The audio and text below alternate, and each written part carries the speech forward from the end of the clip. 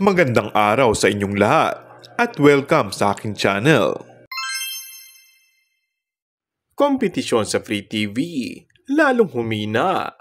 Pagbabalik Free TV ng ABS-CBN, mas makabubuti ayon sa Philippine Competition Commission.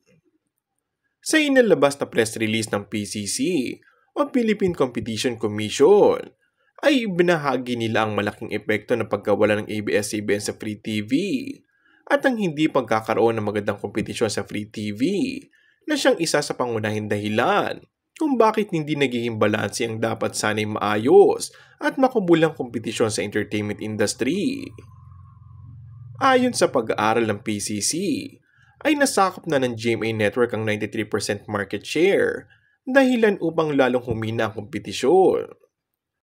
Ayon sa kanilang pag-aaral, isa ito sa mga dahilan kung bakit patuloy na humihina ang Free TV viewership sa ating bansa.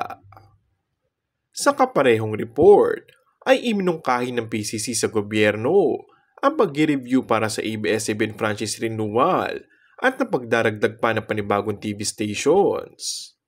Mas marami o mas malaking kompetisyon ay mas magre-resulta sa mas magandang nabubuong contents at mas maraming choices ang mga manonood. Mas lumakas nga ang tsansa na muling umere ang ABS-CBN ngayong taon dahil nga naging pahayag na ito ng Philippine Competition Commission upang muling maibalik ang sigla ng Free TV. And that's all for our today's video. Kung bago ka lang sa aking channel ay mag-subscribe at pindutin na rin ang notification bell. Maraming salamat!